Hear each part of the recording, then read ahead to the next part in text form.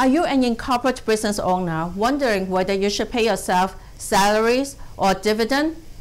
It is not a simple, straightforward question, and there is no one-size-fits-all answer to it.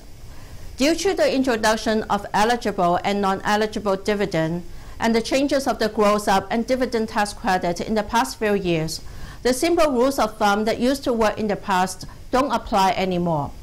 You should consider the following 5 factors based on your specific circumstances to tailor-make your own salary dividend strategy.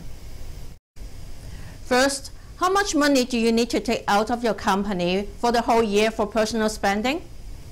You should plan your salary dividend strategy for the whole year rather than on a piecemeal basis. Why?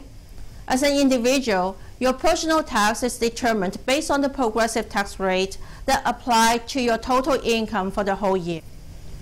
Second, do you have a spouse or adult children in the lower tax bracket who can receive salaries or dividends from your company?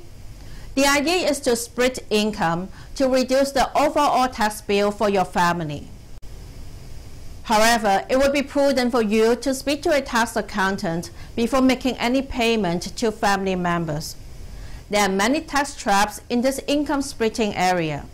For example, salaries paid to family members need to be reasonable, and generally speaking, salaries would not be considered as reasonable if you are not willing to pay the same salaries to a person not related to you for performing the same duties.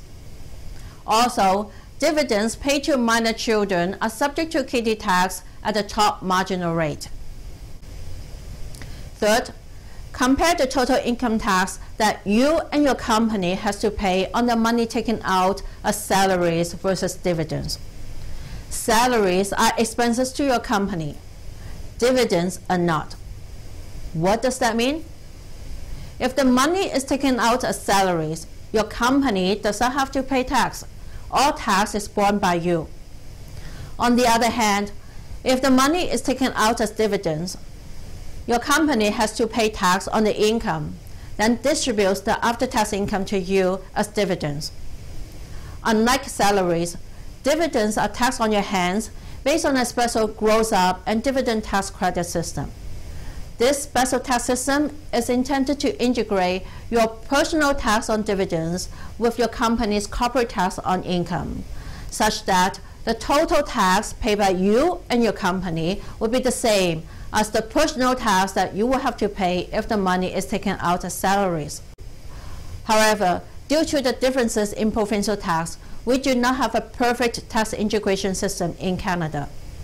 Depending on the province you live in and the income level of you and your company, you may find either a tax saving or a tax cost for money taken out as dividends. For 2014, the discrepancy in the total tax for money taken out as dividend instead of salaries could range from 2.4% of tax saving to 8.1% of tax cost. Fourth, salaries and dividends are 2 different types of income for tax purposes. Salaries are employment income or earned income. Dividends are investment income. What does that mean? Let's talk about salaries as employment income or earned income. For 2014, salaries of $3,500 up to $52,500 is subject to CPP or QPP premiums. The combined premium rate for you and your company is 9.9% for CPP or 10.35% for QPP. This can be either a positive or negative factor for taking salary, depending whether you are interested in participating in the CPP or QPP. Note that other than the pension benefit, CPP and QPP also provide disability benefit. Salaries will also allow you to contribute to a RRSP or an individual pension plan as your retirement vehicles. Salaries also qualify you for childcare deduction and employment tax credit. However, salaries are subject to the normal payroll deduction. Your company needs to determine the right amount of source deduction and remit to the CRA in a timely manner. The penalty for late remittance can be as high as 20% for repeated late payment. Now, let's talk about dividends as investment income. Unlike salaries, dividends are not subject to the same reasonability test. Dividend can be an effective means of income splitting with family members who may own shares in your company directly or indirectly through a family trust. However, as I said before, dividends should not be paid to children under the age of 18 to avoid the punitive kitty tax. Shareholders with no income other than dividends can receive a certain amount of dividends without paying any personal tax. The amount of tax-free dividends vary by provinces and the types of dividends. For example, an Ontario shareholder may receive up to approximately $43,000 of non-eligible dividends or $49,000 of eligible dividends without paying any personal taxes. Dividends are not subject to withholding tax at source. However, you may be subject to quarterly income tax installments if you continually take dividends. Dividends are not subject to the CPP or QPP contribution premium. However, dividends does not generate contribution rooms for RRSP or individual pension plan. Also, dividends do not qualify you for childcare deductions or employment tax credit. The fifth factor. If you do not need to take all the income out of your company for personal spending, there is a tax deferral benefit of leaving the income in the company. This is because your company's corporate tax rate generally will be lower than your personal tax rate.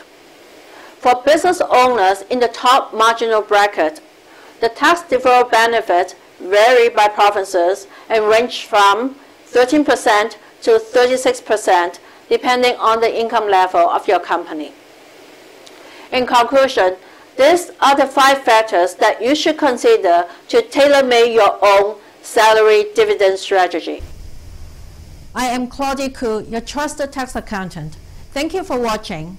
Don't forget to share, like, or comment my video and subscribe my channel. It helps to provide videos that answer your questions.